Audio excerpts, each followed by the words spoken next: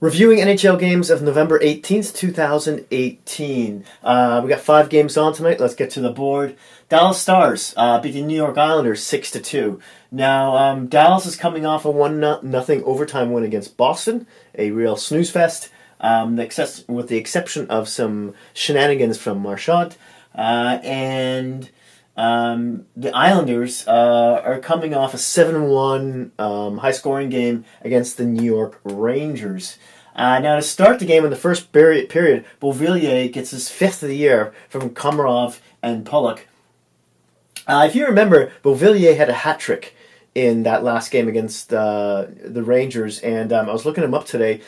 This is his 3rd year in the league. He's 21 years old. He had 21 goals last season. So looks like he's got his engine going so far, and just another offensive threat for the Islanders. I'm sure they're real happy about. In the second period, it's all Dallas though. Lindell gets his 2nd of the season from Seguin and Ben to make it 1-1. Dallas goes ahead 2-1 on a goal from Heinz, his 1st of the season, assisted by Spezza. 3-1 Dallas. Lindell scores his 2nd of the game, his 3rd of the season, assisted by Honka and Dickinson. And then it's now 4-1. Seguin scores, gets his 6th of the season, his 2nd point of the night, assisted by Radulov and Ben, who gets his 2nd point of the night. In the 3rd period, Islanders say hello, and Mayfield gets his 3rd of the season, assisted by Barzal. And then Dallas is like, no, we're just going to keep scoring. And Radulov gets his 7th of the season, assisted by Bayreuther and Spezza. Spezza gets his 2nd point of the night. So does Radulov. What was I gonna say? In any case, Dallas then scores again to get their 6th goal to make it 6-2. Radulov gets his 2nd goal of the game, his 8th of the season, assisted by Ben and Seguin, who get their 2nd and 3rd, or 3rd and 2nd points respectively on the night. Now, Radulov, as you may remember, that's what I was going to say. He missed a few games towards the beginning of the season, and he just really hasn't missed a heartbeat. You know, he's missed a bunch of games and he already has 8 goals, so he looks like he's going to have another killer season for Dallas. On the power play, Dallas went 0 for 2. So did the Islanders. Dallas is now 11-7-2 with 24 points. And the Islanders are 10-7-2 with 22. Next game up, Carolina. Hurricanes beat the New Jersey Devils 2-1. The first 2 goals were scored within 30 seconds of the game, about 8 seconds apart. I think they're like the 6th team to do that in history, if I'm not mistaken. New Jersey loses back-to-back games now because they had a 3-2 overtime loss against Detroit the other day. And just a note on Aho, he's just a back-checking beast. He's really a two-way responsible centerman for Carolina. He just they've really got the whole package there. In any case, let's get to the scoring in the first period. Williams gets only his 2nd of the year. He's starting off pretty slow. Assisted by Stahl and McGinn. 1-0 Carolina. 2-0 Carolina. Furland gets his 10th of the season. Assisted by Teravainen and Hamilton. New Jersey then scores to make it 2-1.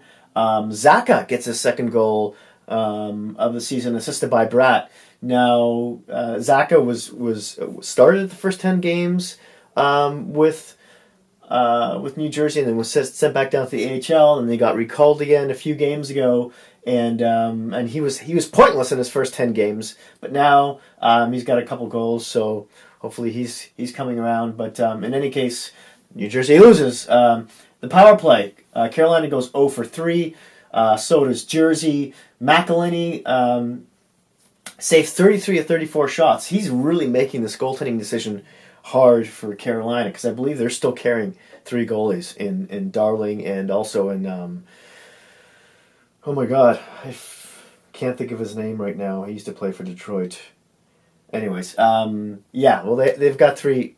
I know his name. I don't know why I can't think of it. I'm picturing it in my head. Nope, it's gone. It'll come back. In any case, Schneider makes 23 of 25 saves. The first goal was a little suspect on Schneider, but not after that. So it's not like you didn't really have a horrible game. I mean, New Jersey only scored one goal, so you need to give your goaltender maybe a bit more support than that. Carolina is now 9-8-3 with 21 points, and Marzik, that's the third goaltender's name who used to play for Detroit and Philly. That's a little callback from seconds ago. So Jersey's now 8-9-2 with 18 points. Next up, Chicago Blackhawks beat the Minnesota. I was about to say North Stars again. Beat the Minnesota Wild 3-1. Now the Wild lose back-to-back games. They've had a pretty good season so far. But they lost. If you remember, they lost yesterday against the Sabres 3-2 as well. So they're in a tiny bit of a funk. And the Blackhawks have points in 2 straight games. So seeing as how poor their record is, that's pretty good. How you got to start with something. And that last game was on Friday when after a shootout loss 2-1 versus LA. So in any case, in the first period, Taves gets on the board, gets his 10th of the season. He's scoring again on the power play, assisted by Kane and Yoki-Haru, excuse me. Then they go ahead, Blackhawks go ahead 2-0. Sad gets his 6th of the season, assisted by Fortin. Forsling, Chicago could really use Sad getting into the groove here, because last year obviously was a big disappointment for them both. In the second period, Minnesota gets on the board. Parise gets his 9th of the year. He's still looking good on the power play, assisted by Koivu and Dumba.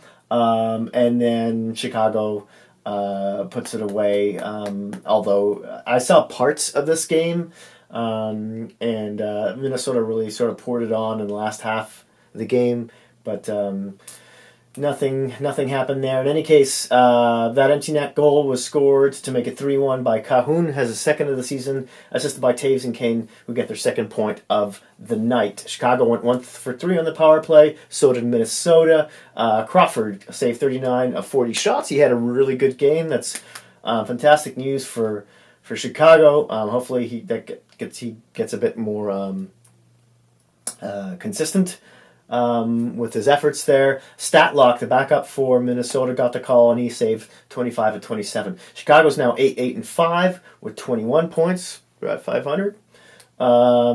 Minnesota is 12-7-2 with 26. Next up, we have the Vegas Golden Knights beat the Edmonton Oilers 6-3. Yeah. So Edmonton blows leads in back-to-back games. As you know, they played Calgary in an amazing game last night. One of the best games I've seen so far this year. And they lost 4-2. They were They were up 2-0, and they lost 4-2. 4 unanswered goals. If you happen to see some reviews, some highlights and stuff, I definitely suggest going to catch that one. Now, Vegas, in Vegas' last game, they lost 4-1 to St. Louis on Friday. So they really needed some pushback here. And this is also the first game in which Schmidt, the D-man Schmidt, is back. Their first pairing D-man. If you remember, he was suspended for 20 games for testing positive for an illegal substance, a banned substance. In any case, let's get to the scoring. Edmonton opens it up. McDavid, as always, gets on the board as 12th of the season, assisted by Benning and Caguela.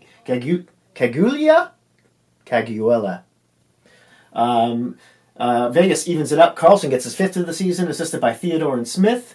Then Edmonton goes ahead again. Chiasson gets his 8th of the season. He's looking really good. He signed a PTO with Edmonton, and he's turned into a bit of a gem for them. That goal was assisted by Draisaitl and Nugent Hopkins. Second period, it's all Vegas. Vegas scores like 3 goals in a very short period amount of time. Yeah, I think it was like a couple minutes or something. It was all of a sudden, boom! Vegas was tore Edmonton a new one. Eakin gets his 8th of the season, short-handed, unassisted. So Vegas now evens up the game. Then they go ahead on a goal from Pacioretty. His 3rd of the season, assisted by Tuck and Theodore. Theodore gets the 2nd point of the night. Then they go ahead. 1, 2, 3, 4. Do my math here. 4-2 on a goal from Marchessault. Gets his 9th of the year on the power play, assisted by Miller and Smith, who gets the 2nd point of the night. 3rd period. Vegas continues the onslaught here. Marchessault gets his 10th of the season, his 2nd goal of the game, assisted by Miller and Carlson, who get their 2nd points as well. Of the game. Then Vegas makes it 6-2. Smith gets his 4th of the season. His 3rd point of the night. Assisted by Marchessault, who gets his 3rd point of the night, and so as well as Miller. Edmonton tops it off to make it 6-3. Draisaitl gets his 12th of the season, assisted by Caggiula, who gets his 2nd point of the night as well. On the power play, both teams go 1 for 2. Fleury makes 29 saves on 32 shots. Talbot 25 on 31. And you know what? I can't. I know Vegas scored 6 goals, but. You really can't, if you saw the game, you really can't blame Talbot. I mean, on all those goals were like deflections, or he was completely screened, and in all of them, those shots were made in those goals were scored in high danger zones. And Edmonton's coverage, team defensive coverage is so lacking. They just leave guys completely unchecked, You got to have your head in the swivel, especially when you're playing a fast team like Vegas, who, by the way, is still missing their number 2 and number 3 center in Stastny and in Haula. Vegas is now 11-1, 9-11-1, with 19 points, and Edmonton's now 9-10-1 with 19. Something's got to give in Edmonton. Something's going to happen soon. I have a feeling, either a trade or a firing.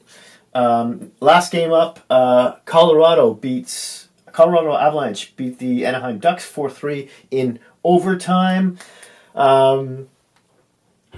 Colorado scores the overtime goal with 1.3 seconds left in overtime. Otherwise, it was on its way to the shootout. And that goal was by Rantanen. Anaheim had 4 rookies on defense. Yeah, they're going through a lot of injuries. I think Fowler was the last one who got a puck to the face. He's going under major facial reconstruction. Anaheim, in 9 of their last 11 games, they've been 1-goal games. So they've been close in a lot of them. I mean, they lost on Friday 2-1 to the Leafs in overtime, if you remember that. In Colorado's last game, they lost on Friday 3-2 to a somewhat depleted Washington team. So anyways, let's get to the scoring in the first period. Ducks hit first. Montour gets his 2nd of the season, assisted by Aberg and Ritchie. Second period, Andrighetto, like this name. Andrighetto gets his 2nd goal of the year, assisted by Nemeth and Kamenev. To even it up at 1-1. Ducks go ahead 2-1. A goal by Getzlaf on the power play. His 5th of the season, assisted by Henrique and Montour, who gets his 2nd point of the night. Then Ducks make it 3-1 on a goal from Cache. I think that's how his name is pronounced. Who gets his 1st of the season. For some reason I thought he had more than that, but he's been injured as well. So assisted by Montour, who gets his 2nd point of the night, as does Getzlaf. Colorado bites back. Last goal in the 2nd period to make it, do my math here, 3-2. McKinnon gets his 13th of the year on the power play, assisted by Barry and Rantanen. Colorado's just got a really good power play. They went 2 for 2 on the night. Third period, Landeskog gets his 13th of the season, assisted by McKinnon and Rantanen, who both get their second points on the night. And then in overtime, Ratnan gets his 3rd point of the night, his 8th goal of the season on the power play. Anaheim took that penalty, and assisted by McKinnon and Landeskog, who get their 3rd points of the game as well. Landeskog, maybe that's just 2. Landeskog 2, McKinnon, that's 3. So Colorado, as I said, was 2 for 2 on the power play. Anaheim was 1 for 3. Grubauer, backup, was in net. He made 30 of 33, saved 30 of 33. Miller saves 38 of 42. Miller was good in this game. He had a decent game. What can I say? Sometimes Anaheim just looked a little slow in parts of the game. I saw pieces of this game, but just the injury bug has got a hold of them too. So what are you going to do? Colorado is now 10-6-4 with 24 points. Anaheim's 8-9-5 with 21. Wow, can Anaheim claw their way out of this one? Not in time to make playoffs, I don't think. In any case, that's it. That's all. Thank you so much for watching. As always, I'd love to hear your thoughts and opinions on tonight's action. Hit like if you liked the video. Please consider subscribing if you haven't already. Tell your friends if you know any hockey geeks out there. Please don't feel shy about sharing. Thanks so much, and I'll see you soon.